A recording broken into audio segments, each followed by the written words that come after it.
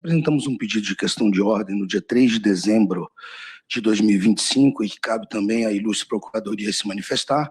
Sua Excelência, o excelentíssimo ministro relator, nossos cumprimentos, julgou um pedido ontem de uma outra defesa, mas que não encampa as razões e os fundamentos jurídicos apresentados em nosso pedido.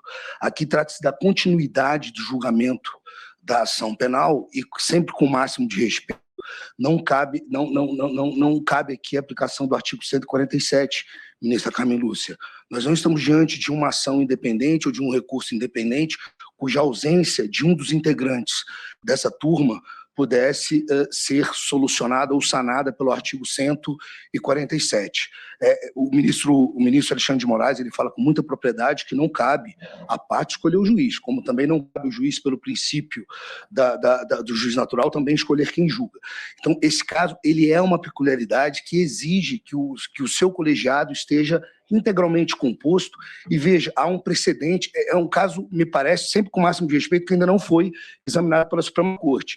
E o ministro Gilmar Mendes, junto com o ministro Celso de Mello, no famigerado caso da Lava Jato, em que não era ação originária, ministra Carmen Lúcia, sugeriram justamente, dentro da peculiaridade do caso, que a turma estivesse na integralidade dos seus membros para julgamento de recurso, não de ação originária. É um processo único, os núcleos 1 e 4 foram julgados pela sua integralidade. Aqui não se pede, nós achamos, com o máximo de respeito, que deveria integrar essa turma hoje, essa egrégia turma, o ministro Luiz Fux, e não só por conta de prejudicar o princípio da ampla defesa do contraditório ou do juízo natural, mas um princípio da colegialidade, é o quanto se dirige sempre com o máximo de respeito, excelentíssimo ministro relator, e nesses termos do artigo 21 é que se pediria que após a manifestação do ilustre procurador, do excelentíssimo procurador, muito mais parte do que custo legis, mas não se dissocia disso, é que a gente pede que essa egrégia turma esteja integralmente completa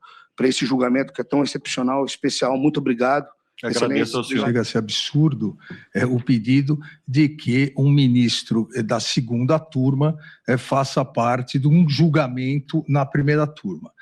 Nós sabemos, e essa questão de ordem foi levantada ontem, também, e já decidida ontem pela defesa, por uma das defesas, o artigo 147 do Regimento Interno do Supremo Tribunal Federal diz claramente que bastam 3 ministros. Se um de nós, fora o relator, obviamente, hoje não pudesse estar presente, com 3 ministros a turma poderia julgar. E nenhum ministro pode estar presente e fazer parte das 2 turmas ao mesmo tempo.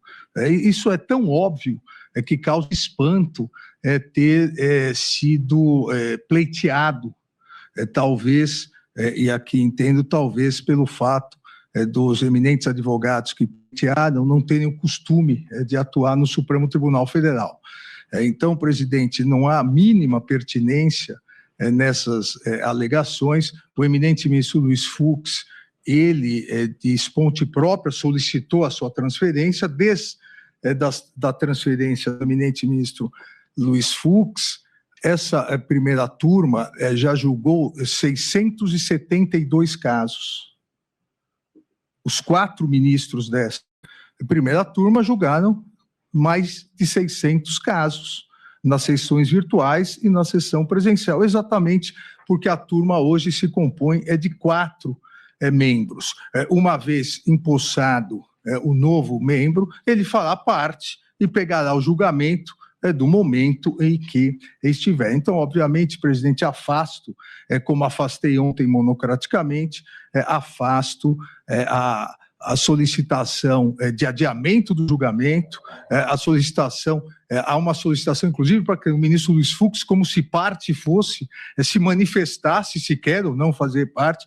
Então, afasto totalmente por impossibilidade jurídica do pedido. Ministra Carmen, ministro Zanin, há divergência quanto a isso? Então, será consignado na ata, doutor, a questão de ordem de Vossa Excelência e o indeferimento. Vossa Excelência retoma a palavra.